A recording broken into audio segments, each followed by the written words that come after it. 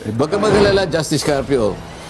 Meron ka pang isang araw tatalakayin namin kung paano mo ipinamigay ang halos 242,000 square nautical miles ng ating territorial sea.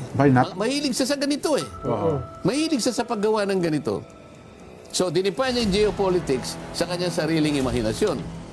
Nakialam na naman siya sa debate namin. Nagbabala si Senador Rodante Marcoleta na maaari niyang kasuhan ng treason si dating Supreme Court Associate Justice Antonio Carpio kaugnay naging papel nito sa desisyon ng Magallona versus Ermita. Sa isang panayam sa isang telebisyon, iginiit ni Marcoleta ang naging desisyon ni Carpio noong pumabor siya sa argumento ng gobyerno na limitahan lamang ang saklaw ng teritoryo ng Pilipinas sa halip na igiit ang mas malawak na karapatan sa karagatan. Ayon kay Marcoleta, doon sa ginawa mong pagdidesisyon sa Magallona versus Ermita, pumayag ka sa argumento ng gobyerno na paliitin ang ating territorial sea. Lumaki nga ang AAZ pero ipinamigay mo ang halos 242,000 square nautical miles. Dagdag pa niya, ito raw ang pinakamabigat na ebidensya na maaring ituring na pagtataksil sa bayan. Binanggit din ng senador na handa umano niyang ilantad ang lahat ng detalye kaugnay sa isyo at pananagutin si Carpio sa publiko at sa batas. Hindi rin nakaligtas si Lacson sa banat ni Marcoleta dahil sa mahilig itong mag-splice ng video at gumawa ng fake news at pinalabas pa na gusto niyang ipamigay ang Kalayaan Group of Islands na malinaw naman na hindi ito ang totoong sinabi ni Senador Marcoleta. Ito, pakikita ko, gawa niya ito. Sa kanya galing ito, babasahin ko lang. In geopolitics, sabi niya. Tayo, sige, ipakita niya sa... Itong ganito? Yes. Yan. Sige. Sige po, ano po laban, Sen? Habang, Sabi niya, in geopolitics, okay, the most common sources of information are technical intelligence and homegrown traitors who are willing to sell their country in exchange for what's in it for them. In intelligence operations, it is called recruitment in place. Unang-una, bakit dinefine niya yung geopolitics ng ganito? in geopolitics, sabi niya, opo. Geopolitics daw ito na ang most common sources of information are technical intelligence and homegrown traitors who are willing to sell their country in exchange for what is in it for them. Paano napunta doon sa pag-uusap na meron pala siyang pinaghihinala ang mga homegrown traitors na gusto lang ibenta yung sarili nila. Meron naman siyang tinutukoy dito eh. Kasi ibenta ang bansa. Samantalang ako, tinatanong ko lang paano natin iguguhit ang West Philippine Sea. Ngayon, isinangkot niya yung geopolitics. Opo. Ano ba definition ng geopolitics? Ng geopolitics. Bakit yun ang kanyang Yun ang kanyang premise. Hindi ko alam. Dapat hindi geopolitics ito. Papalitan natin. In dirty politics. In dirty, maruming politika. Siya nagpasimula nito eh. Hindi geopolitics ito eh. Dirty politics ito. Kasi ang geopolitics is a study of how geographical factors such as location, natural resources, climate, and topography influence international politics, foreign policy, and power relationship between nations. Yun ang geopolitics. Ang layo naman, i-define niya sa pagkuha ng mga impormasyon, nag-i-involve ng mga traitors, homegrown traitors, ewan ko kung sino na naman ang kanyang tinutukoy. Pinatutungkulan na naman siya. Mahilig siya sa ganito eh. Mahilig siya sa paggawa ng ganito. So, dinipa niya yung geopolitics sa kanyang sariling imahinasyon. Nakialam na naman siya sa debate namin na sana matuloy na. Gumawa na naman siya ito. Nandiyan ba sa ating screen yan? Ang dami niyang pinakikialaman na hindi naman siya kasangkot. Ayan. Alam mo sinasabi niya rito? Lacson, debate on Kalayaan Islands may affect Pag-asa Islands residents. Ano na naman? Maapektuhan daw yung mga residente ng Pag-asa. Talagang ginugulo niya, tinatakot niya. The debate proposed by Senator Rodante Marcoleta on whether the Kalayaan Island Group belongs to the Philippines, wala naman akong sinasabi tungkol dito kung kasama. Sila nga ang naglagay sa mapa, hiniwalay nila eh. May not only be agonizing and pointless, but could potentially affect the basic right of abode of the Filipinos already living there. Lacson thus appealed to retired Supreme Court Justice Antonio Carpio, University of the Philippines professor, Attorney Batong Bakal, to spare Filipinos from such debate. Oho. Parang nagmamalasakit Sen, ha? May bahid ng pagmamalasakit, ha? Ang daming pagsasawsaw na hindi ko maintindihan, anong balak mo ba rito? Kaya nga tanong ko sa inyo kanina, Okay. yung dalawang tanong sa isang kadete sa paggabay at sa pamagitan ng dalawang pagtatanong. Do I intend to deceive? Do I intend to gain undue advantage? Dapat palang isasagot mo rito ay hindi. Okay. Opo. Para ikaw ay ituring na honorable. Masasagot niya ba ng no itong ginagawa niyang ito? Oho. PMA ito, ha? Philippine Military Academy. Dalawang tanong ang gagabay sa isang kadete. Opo. Bakit niya, ito yung tinatanong ko sa kanya, ba't niya ginagawa ito? Ito pa, oh. Sa Twitter, X, an earnest appeal to Justice Antonio Carpio, Attorney J. Batong Bakal. Let's spare our country, especially our kababayans from Barangay Pag-asa, KIG, Palawan, from the agony of another pointless debate that might put into question their basic right of abode. Paano, ayaw ba niya na malaman nila na puro mali ang kanilang pinagsasabi? Ito yung kaniyang gustong pagtakpan eh. Ang dami niyang gustong pagtakpan. Baka magkakahalataan Bakit hindi bigyan niya ng malaking pagpapahalaga kung paano niya gagawan ng ending yung Blue Ribbon Committee na hanggang ngayon, yung kanyang draft hindi maliwanag, paiba-iba. Hindi malaman kung saan tutungo. Ano bang ginagawa niya? Ito ba'y para palabuin ang issue ng flood control? Doon pa lang ito yung hinahanap sa iyo ng tao. Dito ka hinahanapan ng output. Ninakaw, nilimas ang kabang bayan. Pero paiba-ibang pinatutungkulan. Sabi niya, i-charge natin si ganito. Ngayon, hindi na natin i-charge. Ano ba talaga? Saan ba talaga patutungo ito? So, imbes na ito ang bigyan niya ng focus, ng atensyon. pinaka-focus ng attention, Opo. sapagkat itong kailangan ayusin mo, naghihintay ang milyon-milyong kababayan mo. Dahil ikaw ang chairman yan. Pagkatapos pupunta ka na naman dito, pati yung pagliliwanag sana, para ngayon ay mapag-usapan ang lahat ng issue, may kinalaman sa masalimut na issue na yan, sasabihin mo na naman, wag na kayo makipagdebate. Ano bang pakialam mo dito? Di ba? Lahat gusto niyang pakialaman. Siguro, baka sabihin niya, bilang senador ng bayan, siyempre, baka may pakialam din po sa Sen, di ba? Pakialaman mo yung talagang makabubuti sa bansa natin. Ayun. Bakit pagka pagliliwanag, nakikialam ka? Pero yung paglalabo, pinipilit mo. Itong pinag-uusapan natin, yung flood control Ito yung liwanagin mo. Huwag mo palalabuin. Hindi pa tapos dito sapagkat kung sakali makakuha kayo ng pipirma, kung sakali lang magtagumpay kayo, makakuha kayo ng pirma na labing isa. So it becomes the majority report. Okay. Okay? Majority report. O i-adapt natin. Okay? O paano ngayon? Pagtayo mo ngayon, i-depensa mo sa plenary yan. Yun ang Diba? proseso. Yun pala. Oo. Ito yung dapat nating bigyan ng pagpapalaga. Nilimas ang kabang bayan.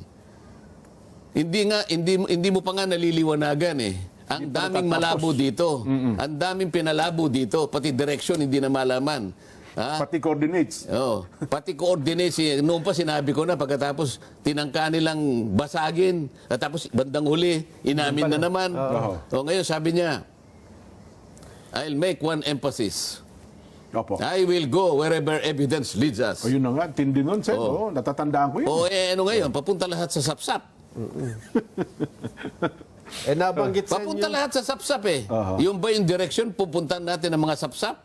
Parang yung talagang direksyon niyan, Sen. Kasi ayaw niya paabutin yung palalaking isda Kaya siguro, yung sa paggawa ng West Philippine Sea, Yun ang baka nakitang sinakop nila alternatibo. sapsap lang. Paano yung KIG? Tinatanong ko uli, titignan po ninyo, balikan po ninyo yung mapa. Bakit po ninyo hiniwalay Ang KIG. Ang KIG. Hindi po kami gumawa niyan. Ginawa po ng ating pamahalaan.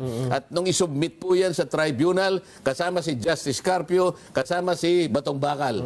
Oho. Oh. Tapos Ngayon, ang mangyayari ngayon, stopel. Hindi na natin kayang baguhin yun. Kasi sinabit natin Naisabit dyan. na, oh. Hindi lamang yun, ha? Marami pang mapang ganun din ang uri. Hindi lamang yun pinakita. Isa lamang yun sa pinakita ko. Pagkatapos sasabihin nyo, merong isang traidor. Tapos kayo ang sasabihin, Oo. hindi nagsasalitang hindi teritoryo ng Pilipinas ang KIG. Pagkatapos sa akin yung sasabing, Parang ipinamimigay niyo raw ang KIG. pagkatapos hahamunin pa ako sa sinabi kong, whether or not the KIG is part, kayo nga ang nauna iniwalay nga ninyo Oho. Pero ano pang original version Alam ng mo, Sen? kaya hindi ko muna nilabas yan. Ayaw kong kahit papano, siyempre yung gobyerno nagkamali siguro, bakit ganun? Ano? Oo nga Pero po. napilitan na rin ako paano, sa akin ipinupukol ang pagkakamali na sila ang gumawa. Pagkatas pagtatakpan nila yung kanilang pagkakamali. Huwag ka mag-alala, Justice Carpio. Meron ka pang isang araw tatalakayin namin kung paano mo ipinamigay ang halos 242,000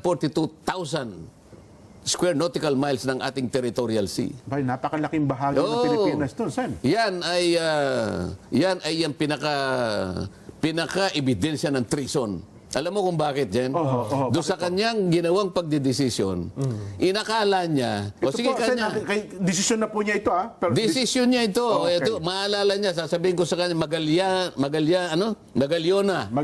versus Ermita. Okay. Oo.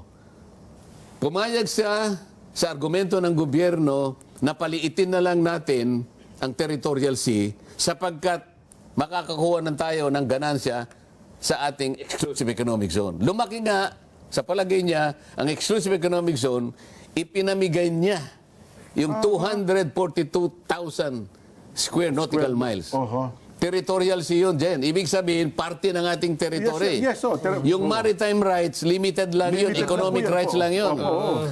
I charge him treason for this. Kailangan malaman mo na, Justice Carpio, kung nakikinig ka. Territorial rights po yun. Kasi sa ibang bansa, pag pumasok Ayun po ng nga, ibang kaya bansa, ayaw doon, nilang makipagdebate kasi sasabihin ko lahat ito Hindi na nga makikipagdebate yan, Sen. Hindi, makikipagdebate yan, pilitin nyo. Hindi, sinabi na may Oo. premise na- Etin mo, dahil nga sa sinabi ni Ping Lacson Yan. na sinabi niya na geopolitics, ang pagkuha ng impormasyon sa mga traidor, bla bla bla. Opo. Gumawa rin ng pagpapahayag. Itong Justice Carpio, sinabi niya, I intend to revise. Sabi niya, sana ma-revise natin ang Foreign Service Act sa DZBB. Na-interview siya. Ha? Para daw malaman, baka may mga Pilipino na nagsisilbi na foreign agents at binabayaran ng China. So, nasabi na nga natin nung isang araw, nakalimutan niya, yung anak niya nagtuturo sa University of Beijing. Oho. So, nagsama-sama sila. Nakikita mo, magdidikit-dikit sa isang larawan na sila magkakasama. Oho. Kung basahin mo yung dyaryo ngayon, yung isang manunulat sa, hindi ko alam kung Inquirer yun o Ambet Ocampo. Opo. Isang malapad na dyaryo na lang po. Isang malapad na dyaryo, binabanggit na naman niya yung mga naunang mga mapa na pinagsasaligan ni Justice Carpio na, ayan, sabi niya, hindi kagaya ni Marcoleta na pinamimigay niya. Sabi na naman niya. So, iba, yung narrative nila, gumawa sila ng sariling narrative, sila-sila. Opo. At Na pagkatapos pinamimigay niyo ngayon, lang, merong isang opisyal Oho. ng relihiyon. Opo. Hindi ko nababanggitin kung anong relihiyon, kung anong pangalan, kinocongratulate niya yung ginawang resolusyon ng mga dilawan sa House of Representatives, gumawa ng resolusyon congratulating the gallantry, the valor, Opo. and the yung katapangan, kabayanihan ng mga nakatira sa KIG na magpahayag ng kanilang na gusto yata nila kung gawing persona non grata, parang ganyan. Nakita mo na kung ano yung kanilang ginagawa. Kaya inuudyukan Gumagawa na talaga sila nila ng pelikula. Kaya si Commodore Tariela, gusto niya akong hilain papunta ron para hiyain nila ako, hindi ba? Nakikita niyo na kung ano yung kanilang gusto mangyari. Ayun. Kailangan po malaman ninyo, mga kababayan, kung ano po ang buktot na hangarin ng mga tao sa likod ng gumagawa ng isang naratibo. Pero ang batayan po nito ay panlilin lang sa inyo, panliligaw, pandaraya sa sambayan ng Pilipino. Ayun. Pero teka lang, Sen, doon sa punto ng debate, binabanggit mo kayo na ano ba ang importansya at kung halimbawa magkakaroon kayo ng paliwanagan, kasi sabi, may nakikita akong usapan, binigyan na nga niya kayo ng dalawang specific na topic, gusto niyo naman niya, broad, walang topic, baka lalo tayo magkagulo doon, walang paksang pag-uusapan, kasi West lahat... Philippine Sea nga lang eh. Yun, oho. Paano nyo i-drawing? Kako lang. Oho. Dinrawing nyo kasi, hindi nyo sinama. Kaya nga inunahan ko na eh. Kasi baka sabihin niya, hindi, gusto namin yun. Bakit ganyan ang drawing na ipinadala nyo sa tribunal? Kasi ibig sabihin ngayon, barado na tayo ngayon. Gusto nating baguhin yan. Sasabihin niya, teka muna. Nagsubmit na kayo nito eh. Meron na kayo naunang sinumit eh. Oo. Anong tawag doon? Stopel. Stopel palang tawag doon. Oho. Hindi, pero sa tingin ko naman baka matuloy pa po yung debate, Sen. Kasi sabi nga namin ni Nelson, sana may mga grupo na pumagitna para pag-usapan kung ano talaga ang topic. Ano ang Basta wag pag-uusapan. lang. Topic nga is West Philippine Sea kasi dito na ako minamarkahan na parang ako pa ang nag-traidor samantalang silang pangunahing traidor. Oho. Oh. Ayun. Sabi niya, ano Sana naging maliwanag. Opo. Sa amin, Sen, maliwanag. Siguro sa mga tagapanood natin ay maliwanag din. Kasi merong iba, sabi nga namin, kahit anong paliwanag nyo, ayaw talagang tanggapin eh. Hindi ko naman ginagawa ito para sa kanila eh. Ayun, tama kayo. Wala sila sa akin eh. Alam mo, Opo. mas importante sa akin, yung mga kababayan natin na kayang tumanggap ng katotohanan at Yan. katwiran. Yung Marami, open-minded. yan ang pinakamarami. Oho. Yan ang ayaw kung kahit sino ilinlangin sila. Oho. Kasi madali silang gumawa ng naratibo, kagaya ng pinidiscuss natin kanina. Ayaw kung may malin lang doon. Ayaw kung may mailigaw doon, mahirap yun. Kaya gagawin ko lahat ng aking magagawa para sa ganun, ituwid ko yung ginagawa nila na yan. Yan ang ayaw nilang discussing ko. Yan ang ayaw nilang paglabanan namin. Kaya nilimitahan kayo. O kaya nililimitahan ako. Yun lang limitasyon, maliwanag na doon eh. Oho. Patutunayan niya raw na yung mali yung sinabi ko na there is no such thing as West Philippine Sea. Hindi man lang niya binalikan kung bakit ko sinabi yun. Oho. Hindi makailangan ng debate yun. Balikan mo lang bakit ko nasabi yun eh. Tama. Hindi ba? Sabi ko nga, wala naman kayo pagkatalunan sa issue na yun. Pagkatapos sinabi niya na, sinabi ko rin ng HIG ay, kung hindi parte ng teritoryo. Hindi ko nga sinabi yun eh. KIG. Opo. Kayo nga ang gumawa. Hindi nyo sinabi pero ginawa ninyo, hiniwalay ninyo ang Kalayaan Island Group. Oho. Malinaw na malinaw yun ha. Exhibit A yun. Nilagay pa nila ha. Oho. West Philippine Sea. Pero may hangganan, wala talaga. So kayo pong mamamayan, kayo pong mga kababayan natin sa Kalayaan Island Group, tinuulit ko po, wala po akong sinabi ang gusto ko yung ihiwalay sa teritoryo natin. Sino naghiwalay? Sila pong naunang iniwalay. 2012 po iniwalay na po kayo eh. Hindi lang po nila sinasabi sa inyo. Maski si Commodore Tariela, napunta ng Punta riyan, hindi po niya sinasabi sa inyo. Oho. Inuutulang niya kayo. Bakit? 2012, alam niya na ang mapa na yan eh. Ayan po. Oho. Oo nga, no? Sino bang gumawa niyan? Ako ba? Hindi po. Tapos iimbitahin niya ako. Gusto kong pumunta sa tamang pagkakataon. Bakit hindi? Kaya lang, tingnan mo, Jen. Opo. Bakit natin kinakailangan talagang bigyan ng coordinates? Palagi doon ako pumupunta eh. Opo. Ba't kailangan natin matiyak ang hangganan ng saganang atin? Dalawang bagay yun, Nelson. Opo. Merong involved na fiscal policy. Bakit? Ang budget natin ay sasaganang atin lang. Gumawa ka ng West Philippine Sea, hindi kasaling KIG, paano natin bibigyan ng budget yun? Ayan. O baka yung pagpunta ko rin, yung gasolina natin, yung sasakyan natin, Hanggang yung lang. pagkain natin na gagawin, baka tayo ma-charge ng technical malversation. Hanggang ganan lang kasi natin, ito lang eh. Oho. Pero balita ko, meron naman doon ata silang Hindi, teka muna yun. Opo, Meron opo. pang isa. Oho. So, dalawa yung pinag-uusapan natin. Opo. Fiscal policy Fiscal Ayan. policy. and operational policy. Ano yung Paano yung operational? enforcement? Oo. Paano yung pagbabantay ng dagat mo? Makakarating ka ba doon? Hindi eh. Hanggang dito lang West Philippine Sea mo eh. Nandun na ako, yung teritoryo nandun. At it may generate 12 nautical miles from Yes the po. baseline. Kaya nga sabi ko nga doon sa interview sa akin eh. Siguro yung drawing na sinabi natin kanina, yan West Philippine Sea 1. Pero gumawa din tayo doon, in-close din natin West Philippine Sea 2 para masama din siya. Yun. Hindi ganyan na kamukha yung drawing ko kanina ay yung isang mapa, yung blue na yung covered na. Yan. Oho. Yan ang tama, yan ang tunay na mapa. Yan ang guhitan dapat ng West Philippine Sea. Ba't di nila nilagyan? Itong mga blue na ito, Sen. Ayan yung blue doon sa may bandang kaliwa ng ating mapa. Ayan O yan. Kasi nandyan na andyan na yung mga Yung pictures KIG. ng Spratlys. Opo. Parte ng Spratlys, ito yung Kalayaan Island Group. At saka, Sen, yan naman, pwede mong ipakiusap dun sa mga may claimants din dyan na ang kine-claim mo lang dyan, Kaya nga negotiation Oo. Kaya nga negotiation Pero dapat, Hindi ganyan ba? ang isipinresent nila. Oo. Oo. Kailangan may paliwanag sa lahat ng mga kababayan natin, lahat ng bahaging ito. Opo. Alam mo ba nung ating i-ratify ang UNCLOS? Oo. Jen? Opo. At saka yung nung i-ratify natin yung ICJ, International Court of Justice Opo. Statute. Parang yung Rome Statute. Pumipirma tayo dyan Oho. Nira-ratify ng Senado yan. Meron tayong dalawang reservation doon Hindi tayo pasasakop sa kanilang pagdidesisyon kung merong issue ng territory at saka delimitation.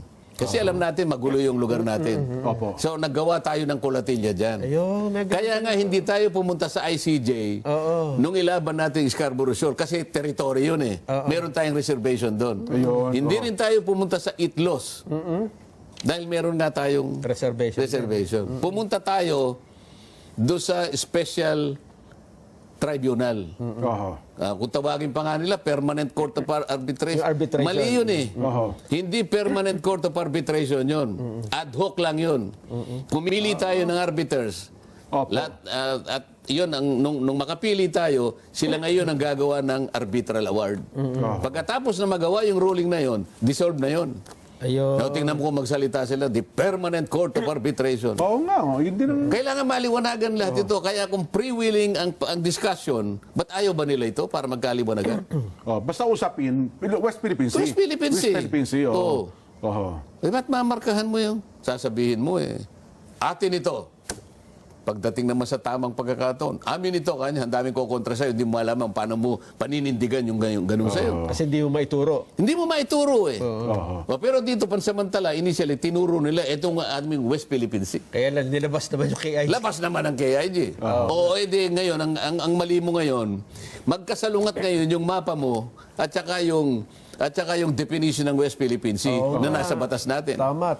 Oho. Kasi sa batas, nandun yung sa West, ang Philippine Sea, include KIG, itong sa Scarborough Shoal, at itong sa...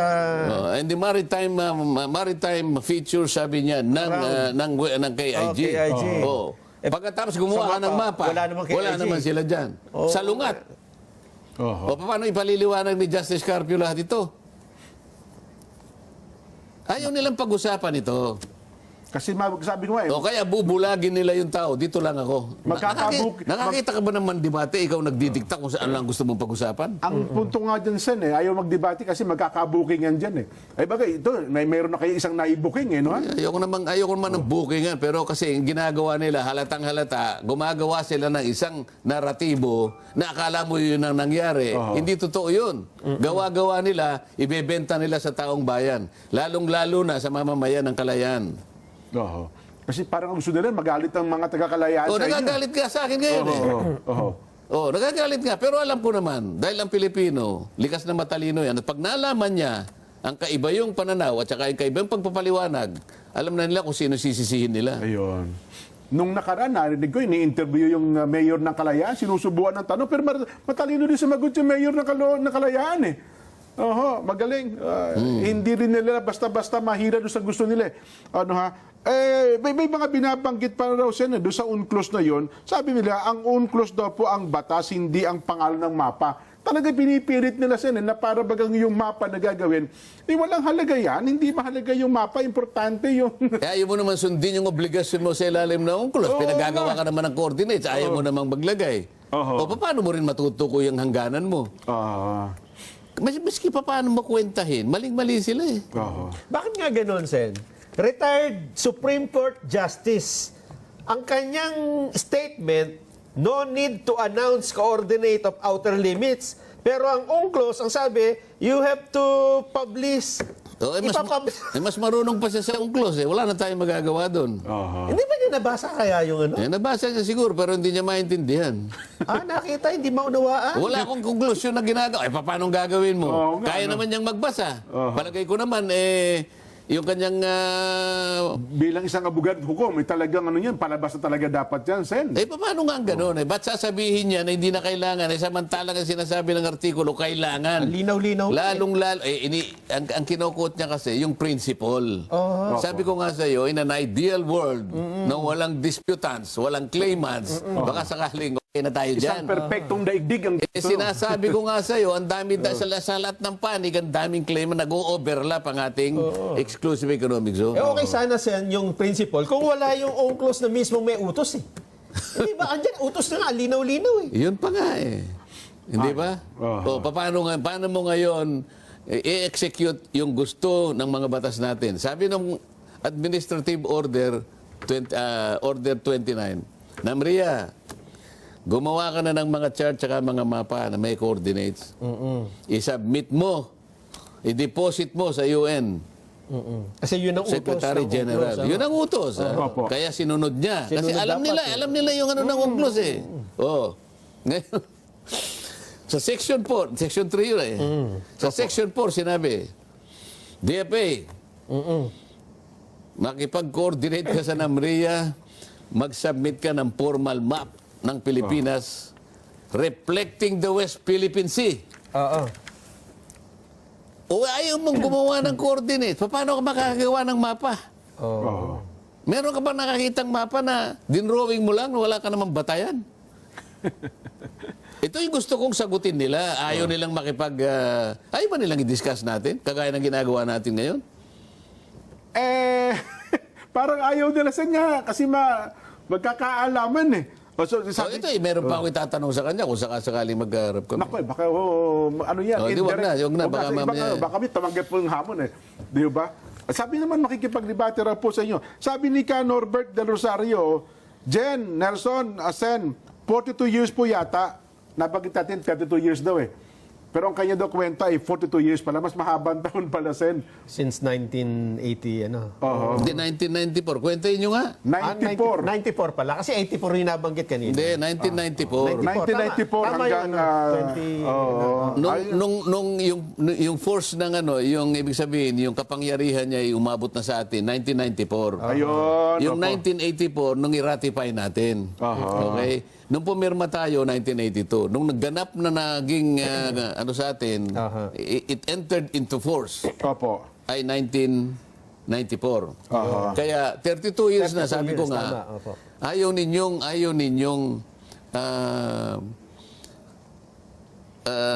gawin ang obligasyon. Ayaw yung sumunod. Ayaw yung sundin ang utos ng Article 74 UNCLOS. Bakit? Sabi niya, hindi na kailangan. Sino paniniwalaan natin? Siya o yung UNCLOS? Sinong paniniwalaan ng mga international community? Dapat tayo ay bahagi ng international community. Ang pinag-uusapan natin ay karagatan, apektado ang ating international relations. Kaya, ang umiiral na batas, pasakop tayo doon. May karapatan tayo sa ilalim ng batas na yan. Pero higit sa lahat, meron din tayong obligasyon. Puro rights lang ang kukunin mo, yung obligasyon ayaw mo. Hanggang ngayon, wala nga tayong ginagawa.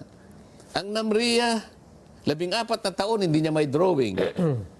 Ito namang UNCLOS na sinabi 75, 32 years na, hindi pa natin nagagawa. O pagkatapos ang lakas ng loob natin, atin ito.